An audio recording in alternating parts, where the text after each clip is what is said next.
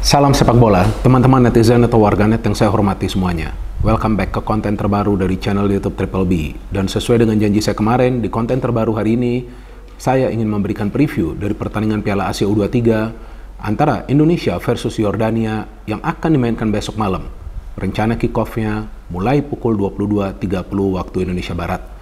Tapi sebelum saya memberikan analisanya, pertama-tama saya ingin berterima kasih kepada teman-teman yang mendukung kemajuan dari channel YouTube Bola Bung Binder. Karena hingga hari ini, jumlah subscribers telah melewati 871.000. Luar biasa dukungan yang teman-teman berikan. Dan saya harapkan dukungan dari teman-teman akan tetap konsisten. Dan jangan khawatir, karena seperti biasa, saya akan selalu memberikan analisa secara logis, pakai akal sehat, dan tentunya fair, alias netral. Karena sekali saya netral, maka saya akan tetap netral. Maka itu saya ingin ingatkan kembali kepada teman-teman, dan yang sering saya tegaskan, bahwa Triple B bukan saja singkatan dari Bola Bung Binder, tapi juga artinya Binder bukan buzzer. Nah, kembali ke pertandingan besok malam yang kita tahu adalah pertandingan yang sangat penting bagi dua tim yang akan bertanding. Indonesia secara matematis atau secara hitungan hanya membutuhkan 1 poin agar bisa lolos dari fase grup. Beda dengan Yordania yang membutuhkan 3 poin agar lolos dari fase grup. Artinya, kemungkinan besar pertandingan besok malam akan berjalan secara terbuka. Karena walaupun Indonesia hanya membutuhkan 1 poin, tapi kalau menurut hemat saya teman-teman, jika para pemain ini turun di pertandingan besok malam dengan mindset ingin mencari seri, itu bisa sangat berbahaya. Karena jika para pemain memilih atau strategi dari Shin Tae-yong itu meminta para pemain untuk bertahan dari menit-menit awal, itulah yang akan memberikan ruang dan waktu bagi para pemain Yordania untuk menyerang dan mencari jalan keluar agar bisa menciptakan peluang dengan harapan bisa mencetak gol. Di pertandingan lawan Australia kita bisa melihat ketika para pemain diminta untuk bertahan di babak kedua, maka Australia bisa menciptakan banyak sekali peluang. Tapi bagusnya bagi Indonesia, performa dari Hernando Ari di pertandingan tersebut lagi bagus-bagusnya, sehingga dia bisa melakukan banyak sekali saves. Nah, untuk pertandingan lawan Yordania ini, jika para pemain diminta untuk bertahan, jangan juga bertahan di dekat kotak penalti, bertahan di tengah. Seperti yang dilakukan oleh para pemain ketika mereka berhadapan dengan Qatar. Jadi jangan nunggu itu di tepi kotak penalti. Akan sangat berbahaya. Saya nonton 2 pertandingan dari Yordania. Jujur saya nonton secara full ya. Yang pertama lawan Australia, dan saya melihat tim ini bermain sangat baik. Dari segi membangun serangan, para pemain mereka punya skill individu yang sangat tinggi. Bahkan mereka menyulitkan para pemain Australia yang berada di lini pertahanan. Kemudian lawan Qatar juga saya nonton, mereka bermain sangat baik juga. Bahkan menurut saya mereka sial aja tuh, kalah ya di masa injury time ya. Dan aneh juga tuh injury time-nya kalau nggak salah hanya 10 menit, ternyata sampai 13 atau 14 menit. Kemudian mereka kalah. Tapi secara permainan tim ini bagus banget mainnya. Saya perlu mengatakannya secara jujur, ya dong. Kalau saya membuat analisa kan saya harus jujur ya. Mereka mainnya bagus banget. Dan mereka bisa menciptakan rata-rata 2 peluang ya per 15 menit. Walaupun peluang tersebut tidak selalu on target, tapi cara mereka menyerang ini sporadis. Jadi para pemain mengandalkan skill individu mereka untuk bisa membuka pertahanan tim lawan, tapi pada akhirnya akan ada umpan kunci yang masuk ke dalam kotak penalti pertahanan tim lawan. Maka itu lawan Australia dan juga lawan Qatar, walaupun mereka bukanlah tim yang diunggulkan, tetapi mereka bisa menciptakan cukup banyak peluang secara keseluruhan. Kan tadi saya sudah mengatakan, tidak semuanya on target.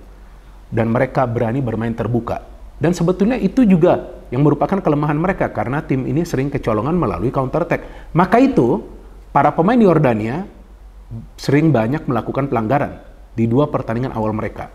Nah, itu bisa teman-teman lihat jika teman-teman bisa menonton ulang pertandingan ini secara full. Jadi mereka banyak melakukan pelanggaran karena sering kecolongan dari counter attack para pemain tim lawan.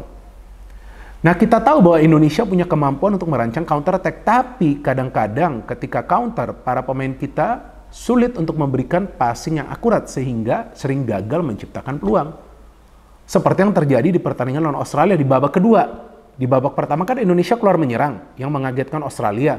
Tapi di babak kedua kan Indonesia memilih bertahan yang sebetulnya nggak salah juga. Tetapi bertahannya itu jangan sampai dekat ke kotak penalti. Kalau enggak, ya para pemain Yordania itu akan enak menguasai bola, ya mereka akan coba untuk mencari jalan seperti yang dilakukan oleh para pemain Australia di babak kedua. Di babak pertama sulit kan para pemain Australia menciptakan peluang. Bahkan Indonesia yang bisa menciptakan peluang pertama di pertandingan tersebut. Nah, kembali ke pertandingan besok malam, sangat penting bagi para pemain kita untuk waspada di menit-menit awal jalannya pertandingan. Karena feeling saya, Yordania akan all out attack mulai dari menit pertama. Mereka tentu ingin mencetak gol lebih cepat, karena mereka paham jika Indonesia mencetak gol lebih dulu, kemungkinan, saya tidak mengatakan pasti, kemungkinan Indonesia akan kembali bertahan dan mengandalkan counter. Tapi sebaliknya dari Sintayong, ini yang saya tunggu. Apakah kembali berani memakai strategi menyerang lawan Yordania? Yang sebetulnya Indonesia hanya membutuhkan 1 poin. Nah, memang memakai strategi menyerang punya resiko yang besar. Resikonya apa? Bisa-bisa Indonesia terkena counter attack. Tapi sebetulnya jika Nathan, Justin, dan juga Ivar Jenner bermain, feeling saya lini pertahanan kita bisa terproteksi dari counter attack. Karena 3 pemain ini pintar menutup ruang plus adanya Rizky Ridho. Dan juga saya melihat Pratama Arhan nih rajin banget turun ke belakang juga. Dia jarang banget kecolongan loh di sektor dia. Nah, di kanan ini kita punya sedikit masalah. Karena antara Fajar dan Rio lebih sering menyerang tapi lebih sering terbuka ruang di mana mereka bergerak. Nah, saya juga masih menunggu nih apakah nanti Sintayong akan memakai formasi yang sama 3-4-3 atau 4-3-3. Kalau dari Yordania, yang saya perhatikan pelatih mereka ini fleksibel. Lawan Australia memakai formasi 4-2-3-1, kemudian lawan Qatar berani bermain menyerang, memakai formasi 3-4-1-2. Sepertinya mereka mengincar kemenangan lawan Qatar, tetapi mereka akhirnya kalah. Artinya lawan Indonesia kemungkinan bisa juga mereka memakai strategi dengan menempatkan lebih banyak pemain di tengah. Karena sebetulnya kekuatan Indonesia intinya itu yang saya lihat lawan Australia itu ada di lini tengah, teman-teman. Ketika ada Nathan, ada Witan, ataupun Marcelino yang silih berganti ya, bertukaran posisi dengan Witan, bisa melakukan pergerakan dari lini tengah. Karena dari sektor sayap, kita tidak melihat begitu banyak penyerangan yang efektif dari Indonesia, walaupun serangan bertumpu kedua sektor sayap. Nah, artinya untuk pertandingan di Yordania, strategi dari Sintayong ini sangat penting. Kalau saya sih inginnya, ya, bahwa Sintayong menurunkan pemain-pemain yang memang punya naluri untuk membangun fast break yang cepat dan juga punya akurasi passing yang bisa diandalkan. Nah, seperti yang tadi saya katakan, Ivar Jenner, Nathan, 2 pemain ini penting jika dimainkan secara bersamaan di tengah, atau mungkin juga nanti Sintayong memilih Justin Hubner yang bermain di tengah kan, agar dia bisa pressing di tengah juga. Tapi nanti di depan, apakah itu Marcelino, Fajar, ya, atau pemain lain yang ditempatkan seperti Kelly Schroyer, bisa juga kan Fajar dinaikkan ke depan ya. Dan kemudian Rafael Struijk. Nah, ini yang harus efektif ketika membangun serangan. Masalah finishing juga adalah persoalan bagi Indonesia lawan Australia.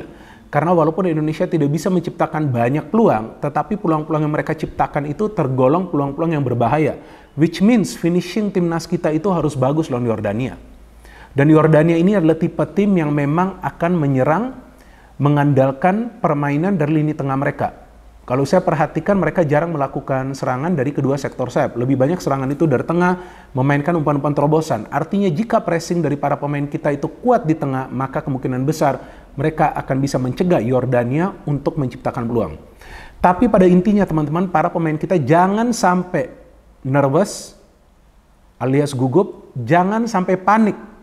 Karena memang ini pertandingan yang penting. Ini pertandingan bagaikan final sebetulnya bagi Indonesia, walaupun masih berada di fase grup.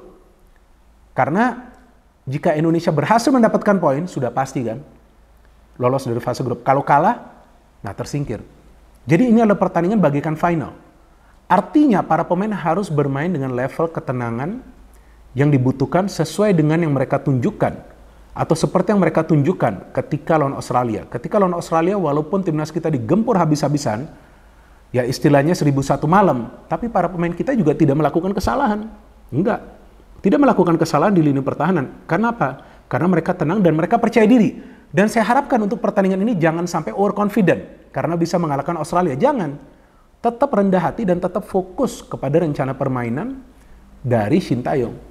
Nah, bisa juga Sintayong nanti mengubah formasi kan menjadi 4-3-3 yang akan memberikan stabilitas juga di lini tengah Indonesia. Apalagi nanti jika satu pemain dari depan itu, dari lini depan juga diminta untuk menjadi filter sebelum bola dari para pemain di Yordania itu menuju ke lini tengah dari Indonesia. Pemain seperti itu bisa saja adalah Rafael Struijk yang saya melihat lawan Australia juga bertahan cukup ke dalam.